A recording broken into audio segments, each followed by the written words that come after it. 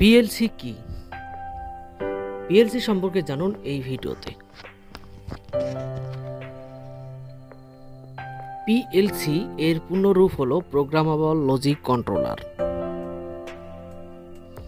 পিএলসির পূর্ণ নাম হলো প্রোগ্রামেবল লজিক কন্ট্রোলার। এটি এমন একটি ডিভাইস যার সাহায্যে অতি সহজেই অন্যান্য যন্ত্র কন্ট্রোল করা যায়।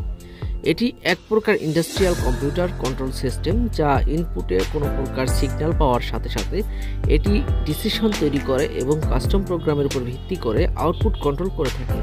এখন দেখতে পাচ্ছেন একটা পিএলসির মনিটর, এটা সিমেন্স কোম্পানির পিএলসি এবং এখানে পুশ বাটন সুইচ আছে।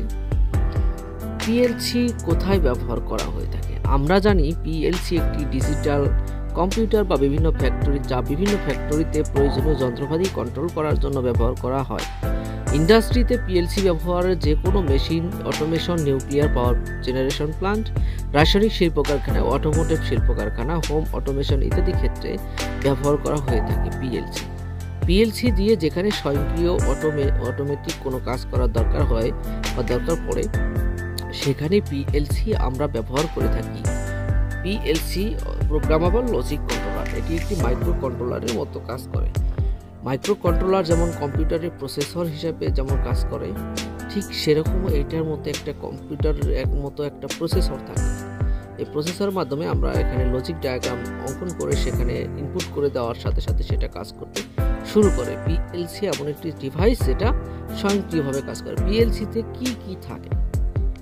পিএলসিতে সাধারণত প্রধান তিনটি সেকশন রয়েছে: input, output, power supply, central processing unit. এখন দেখতে পাচ্ছেন যে PLC systems input sensor device. আমরা এখানে যদি ইনপুট হিসেবে যদি সেন্সর ডিভাইসগুলো অ্যাড করে নেই, on off switch, optical isolation, এরপর দেখতে পাচ্ছেন আর উপরের দিকে দেখতে পাচ্ছেন যে পাওয়ার সাপ্লাই ইনপুট আউটপুট দু সাইডে পাওয়ার সাপ্লাই প্রয়োজন আছে। অপটিক্যাল অসিলেশন এইগুলো হচ্ছে। তারপর মাঝখানে যে জিনিসটা দেখতে পাচ্ছেন সেটাই হচ্ছে আমাদের প্রোগ্রামেবল মেমোরি, অর্থাৎ central processing unit, CPU, processor যেটাকে বলা হয়। এটা কম্পিউটার থেকে আমরা ইনপুট করে থাকি। কম্পিউটার সিস্টেম থেকে আমরা লজিক ডায়াগ্রামগুলো ইনপুট করলে সেখানে কন্ট্রোল প্রসেসিং ইউনিটে জমা হয় এবং সেই অনুযায়ী সেটা আউটপুট দেয় থাকে। আউটপুট হিসাবে আমরা কি কি ব্যবহার করতে পারি? আউটপুট হিসাবে আমরা লাইট ব্যবহার করি, মোটর ব্যবহার করি, বিভিন্ন ধরনের সিগন্যাল ব্যবহার করে থাকি আউটপুট হিসাবে।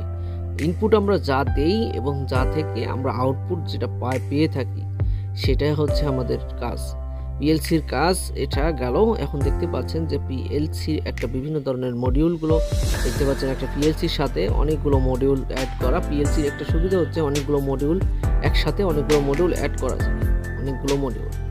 তো এখন আমি পিএলসি আপনাকে একটু বিস্তারিত বলতে চাই। আর পিএলসি বিভিন্ন ধরনের বাজারে কি কি মানের পিএলসি পাওয়া যায়, এই ভিডিওটি আমরা নেক্সট ভিডিওতে পাবো। আর এই ভিডিওটি পিএলসি সম্পর্কে আরও বিস্তারিত ভিডিও আমরা পরবর্তী ভিডিওতে আপলোড করে থাকবো পার্ট আকারে।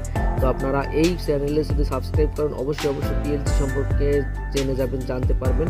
আমি সেই চেষ্টাই করব এখন থেকে যে পিএলসির বিভিন্ন ধরনের একদম বিস্তারিত ভিডিওগুলো আপনাদের সাথে আমি উপস্থাপন করব।